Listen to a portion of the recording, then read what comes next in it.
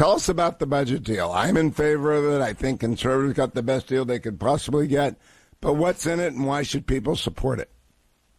Well, this is actually a good deal. It's not the deal that you and I would construct and write from the beginning. But everybody has to remember we will literally have this month the smallest majority in the history of the U.S. Congress. I think there was one Congress, the 65th Congress in 1917, 107 years ago, that had a smaller margin. We'll be down to a one-vote margin, Hugh. So we have to deal in the realm of reality. We only control one-half of one-third of the federal government, right? One chamber of Congress. So under those circumstances, we got a really good deal here. It's the first cut to non-defense spending in many years. It significantly cuts the side agreements that were negotiated last year under the Fiscal Responsibility Act, the FRA, and replaces that with $16 billion in real spending cuts. We took $10 billion more out of the IRS slush fund and that the Biden administration fought so hard for. We took $16 billion total, but 6.1 of that comes from the COVID-era slush fund. So we got a lot of money for the taxpayers that's saved here, and at the end of the day, we got more for defense, and we cut non-defense discretionary spending. That's always been a priority of ours, and that's what we're handed here. I'd like to focus in, if we could, on the IRS money, Mr. Speaker. I thought it was crazy that we're giving that money to the IRS.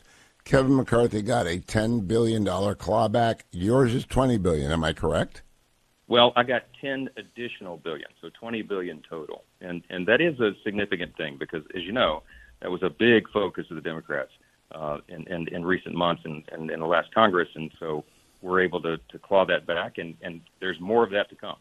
Now, I know you've got members in your caucus who wish it was more. Will they vote for it? Or alternatively, will you get enough Democrats to vote this? Because a government closure, we will lose the House, we will lose the Senate if that happens. It's that simple.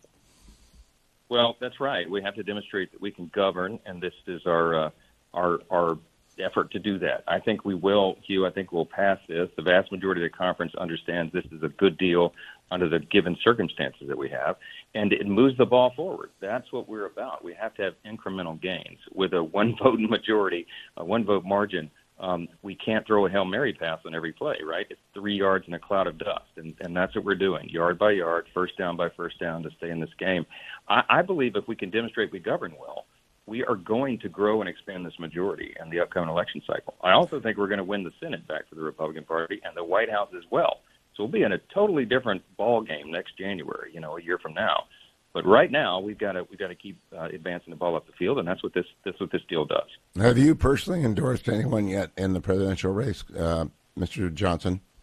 I did. I've endorsed President Trump, and I believe he will be the nominee, and I'm convinced he's going to win the White House again. And that's going to be a great Is the former president helping you pass this must-pass deal? I'm planning to give him a call today to talk him through the details of it. He's a little busy, got Iowa caucus and all these other things on his plate right now.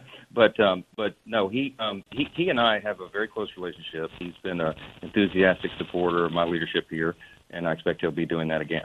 Well, it will be catastrophic if this fails. When does it come to a vote? That's a good question. This is to set the top line so that our appropriators can get in the room and hash out the actual appropriations bills. We've got deadlines coming up, 2 tranches, the first one January 19th, the second February 2nd. So we are pedal to the metal, trying to get those bills produced and get them on the floor to vote. And I'm very optimistic that we can get this done. Okay, now I want to switch over to the immigration deal. This is different from the I believe I will oppose. I'll get my voice back. I'll be full blow. I will oppose any deal that does not include a wall.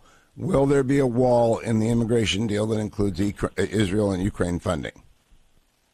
Oh, well, that's a great question. It really is about more than the wall, though. You're right. That's a critical priority. But we passed H.R. 2 almost 8 months ago, and that was our signature piece of legislation that secured the border because we restored the Remain in Mexico policy that worked so effectively under the Trump administration. We ended the catch and release program. Secretary Mayorkas admitted over the last week that 85% of the people that are coming across that border illegally are just released into the country.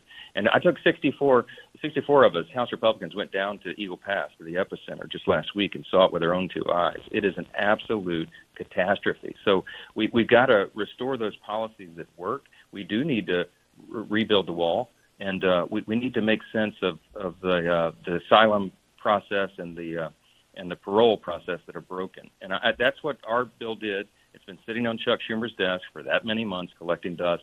Right now, there's a negotiation in the Senate and between the White House and the Senate on some sort of, proposal that would solve this. But we have yet to see the text of it. And I'll just say I'm cautiously optimistic, Hugh. We'll have to see what develops.